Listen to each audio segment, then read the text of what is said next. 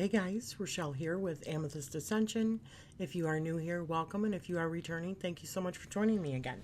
So today I'm going to be doing a hashtag. This was started by the beautiful Lennon from Lennon Smith channel, and it's called hashtag Whywitchcraft. And I love Lennon. She is so deep. And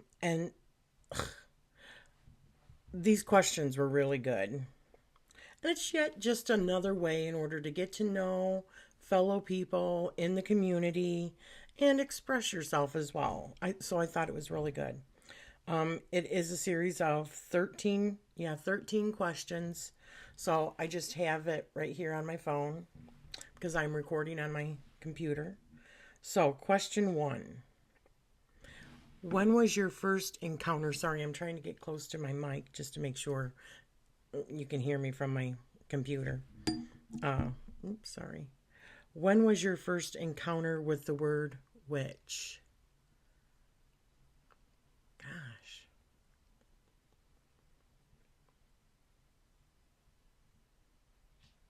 I don't even remember, to be honest with you.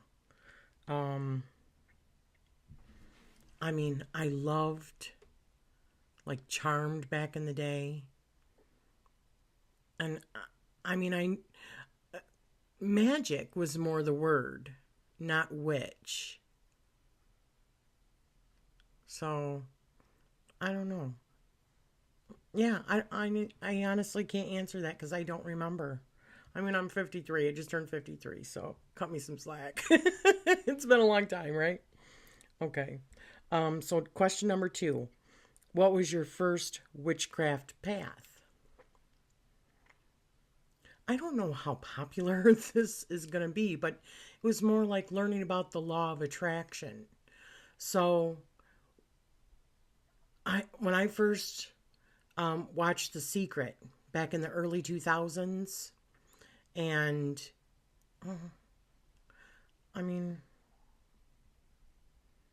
yeah, I would say that that's it. The first books that I read that specifically said witchcraft, was like Wiccan based. But I knew immediately I was not really into a religion. I wasn't into a big group. It was more a solitary thing for me. And some things resonated, some things didn't resonate. But I thought that they were good books in order to start somewhere. But the first books that really started making me think about how I believe magic works was like The Secret and Eckhart Tolle's A New Earth and tons of Sylvia Browne books. Tons. I read tons of her books back in the day. And the Bible, it talks about that kind of stuff. So, yeah. 3. What is your first magical working? I've talked about this before, and I've heard other people scoff about it because, all children are magical, and I agree with that. But the first time that I ever really, truly believed that I seen magic work was when I was a little girl. I was like 6 years old. This is why I mean magic. The word magic was more prevalent than witch or witchcraft. I just believed in magic, like fairy tale kind of thing. And I believed that, if you put that energy, I guess I always believed that. Because, anyways, let me tell you the situation. And I've talked about this before in another hashtag.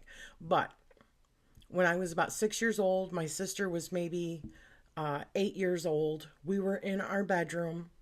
And we had seen, it was in the evening, and we had seen like a shooting star. It was probably like a meteor or whatever, but we didn't know that, So we wished together on a star that we were going to go to Cedar Point.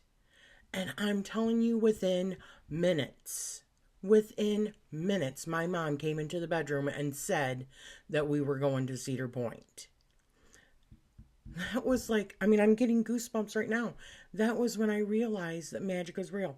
But I mean, as far as like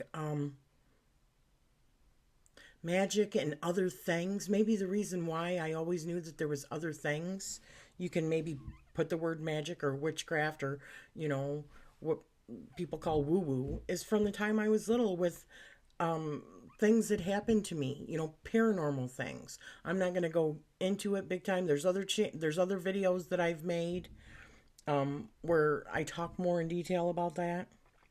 But yes, so I knew from the time I could remember. And I had some very traumatic things happen to me, which made me realize also that there was more to this world than what we could see with our eyes. Okay, so the next question, 4. What is the most important tool in your craft? I am. And my belief. Period. I don't think I even need to say anything more. 5. What is your witchy aesthetic?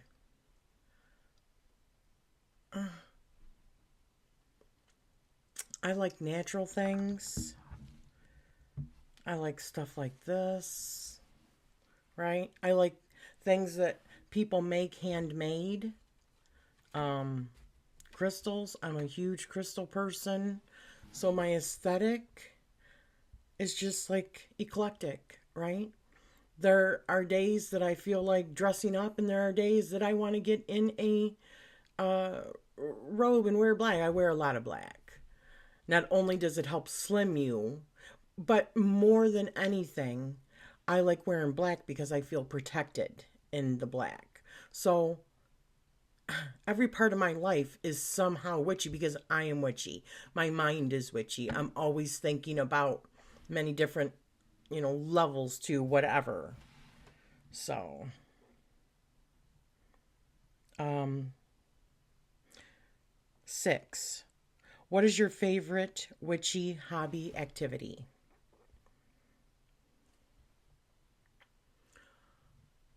I mean, divination. I love tarot. I love oracle. I love astrology. Astrology is a big passion for me right now. Um, Paying attention to the moon and in our cosmos, my dream work. Um, yeah, that. What is your favorite witchy animal? It's got to be my dog. I think she had mentioned in there like cats and dogs, and I love cats, don't get me wrong, and I've had cats many times throughout the years, but there is nothing like having a dog that just loves you, that is always there to greet you when you come in the house and, wants you to read to them. And I mean, I do everything with Sully and Oliver. They sleep in my bed under the covers with me. Oliver's in between Jim and I, and Sully's down at the end of the bed. And I have to fight for space in my own bed. But I wouldn't have it any other way because there is nothing like the love and unconditional love that you get from a dog.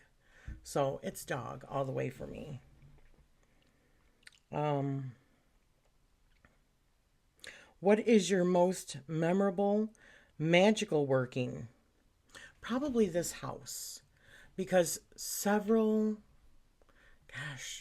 maybe 15 years ago, I had made a vision board, and I did a lot of vision boards back in the day, but one of them was a house like this that had a pool, right? And that had the space for me to have my own room.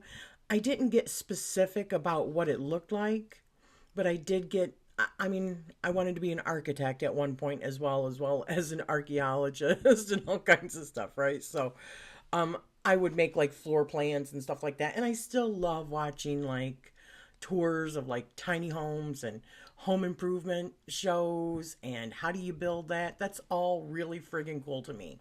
So I did a vision board tons of years ago of a house that's like this. So I manifested this house. That's probably my biggest working. But also, there was a time a few years ago that I had made a prosperity oil, and it's on my channel. This was several years ago. And I swear to you, the very next day after making that oil, it wasn't even off of my altar yet, my prosperity altar at the time, because I kept it on the prosperity altar for 7 days, I think. And it was also during like a new moon, and I don't remember all of the details. It was a very powerful time. I remember that.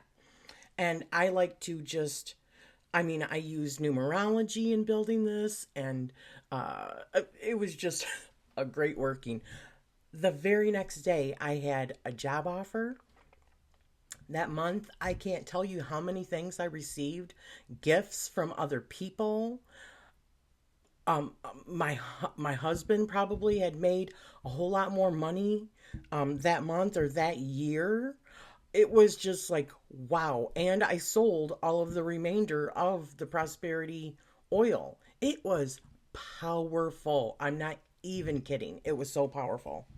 That is one of the things that I do the most is prosperity and gratitude magic. Because everything else is more accessible if you have the resources and the ability. If you don't have to worry about other things like paying your bills, yada, yada, yada, prosperity magic is the number one thing. So, let's see. Question 9. What is your most unpopular witchcraft opinion? I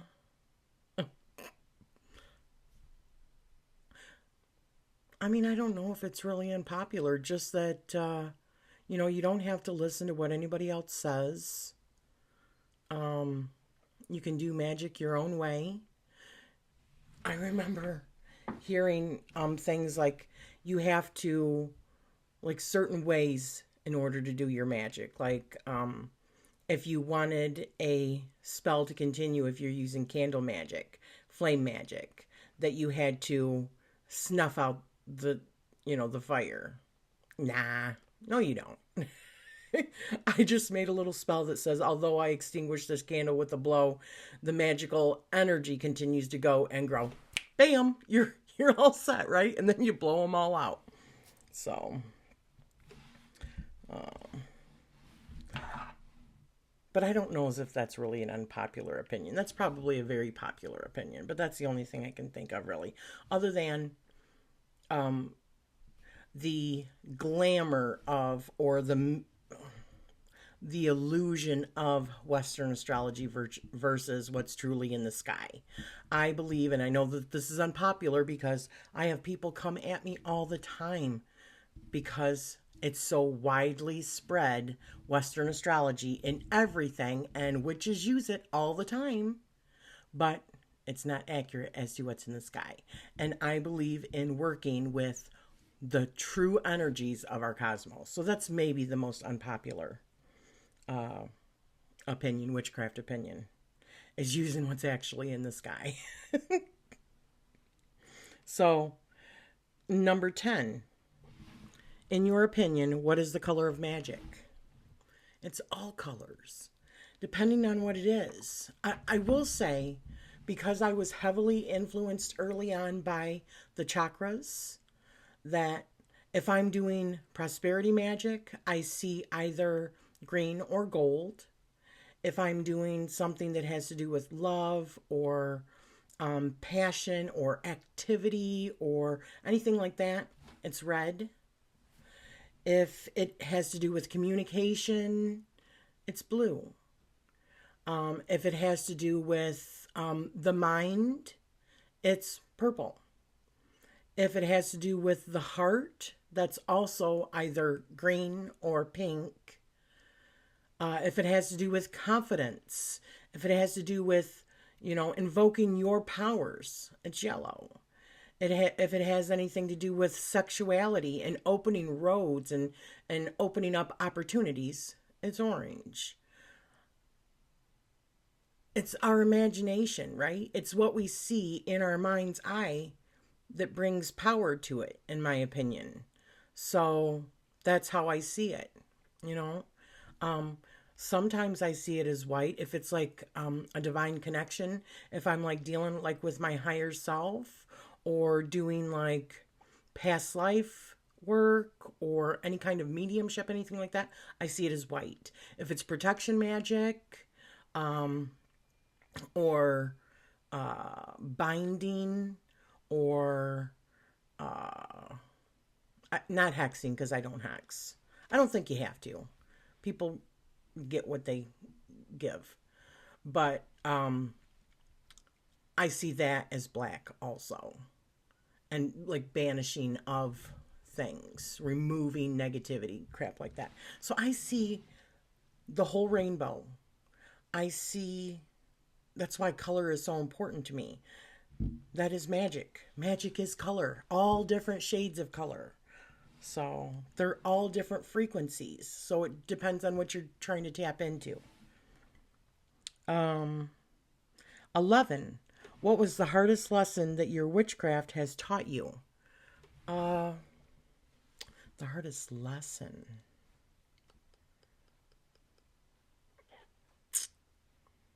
Hmm.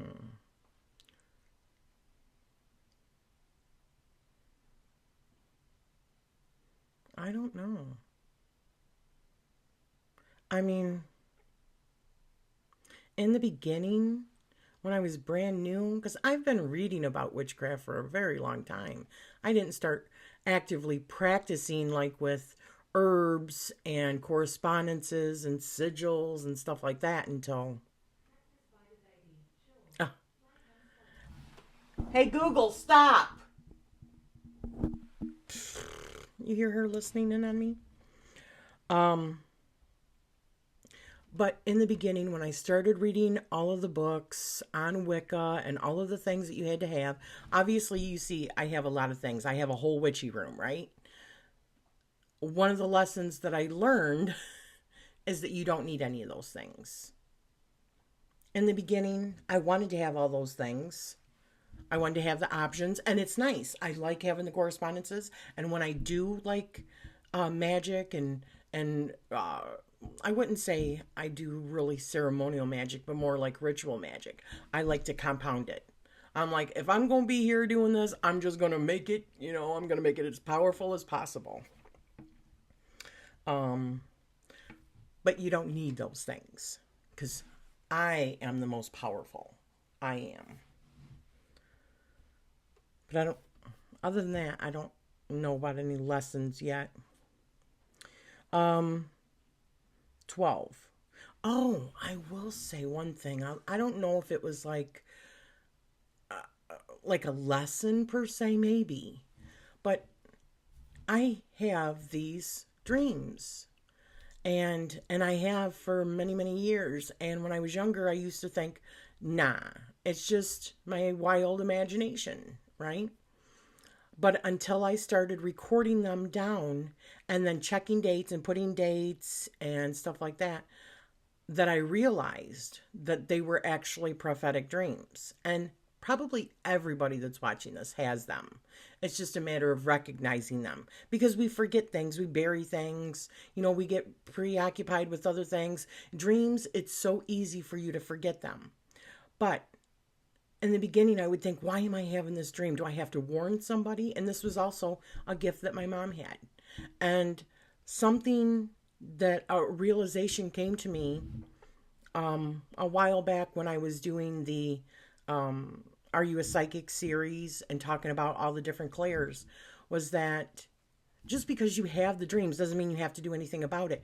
But it is showing you, it is a way that either your higher self or the powers that be, or a deity, or you're just tapping into maybe Akashic records, but it's there for me. I feel like it was there for me to be able to trust in my gut, not second guess myself. And the more and more that you see things that you believe are going to happen because you dream it and then it happens, the more confidence that is built, the more like inner trust that I had in my own intuition. So that would be one of the big lessons also, was not that it had to be about helping other people, but just for me to recognize that that was my higher self saying, you got this, trust in yourself, trust in what you're getting. That's why, and if it's really important, we'll give you what you need to know. Trust in yourself. That's what I think was a really big lesson for me. Okay, so 12. What is your witchcraft's ultimate purpose? Just to be mindful, to help me live my best life. And, when you're like researching something new, for me, it's not about an ending destination. It's the journey. I know that sounds really cliche, but I love to learn new things. That's the exciting part of it. Not that if I ever do anything with it, it's just the learning process, the eternal student, the soaking in of the knowledge. That is what is the most exhilarating to me. Am I getting off track? So the ultimate purpose is just being more mindful. So like as in, the law of attraction, knowing where my thoughts go is what I'm going to manifest in my life. So looking at things from a different perspective that is more positively based, like gratitude work. Gratitude work brings more prosperity, and prosperity is a big thing because everything else falls from that. I mean, you have more resources if you're prosperous in your life. And prosperity, I don't mean just means material or money.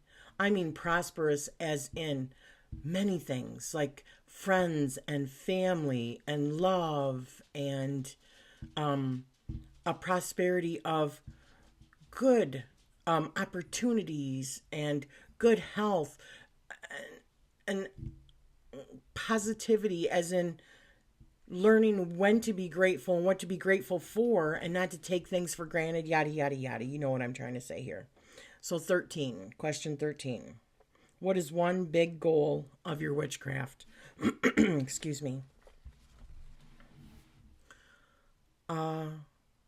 Evolving. I just want to spiritually evolve to what I'm supposed to be, for this lifetime, because I truly believe that we are in lives to experience and to become the best version of ourselves that we can be, and then decide whether or not we want to go on and do another life if we effed something up, or, just make it the best that we can while we're here. And I believe that comes down to a mindset, a perspective. And witchcraft is a wonderful way of adding more power to what you really want in your life. Not focusing on what you don't want, but focusing on what you do. And I think witchcraft is just another word for just being wise, really. Just being wise. So, and working within like the matrix, playing the matrix game, right? Because I believe the matrix is inherently a magic system. So learning how to maneuver within that system. So these were really good questions. Lennon, you are amazing. I love listening to you. You're so deep. I love learning more about your practice. I can tell how powerful you are. And I just thought that this was a great hashtag to get to know, for people to get to know me a little bit better. If you don't, just opening up a discussion, which is fun, and getting to know other people and all that. So thank you for spending this time with me, and I am sending you love always.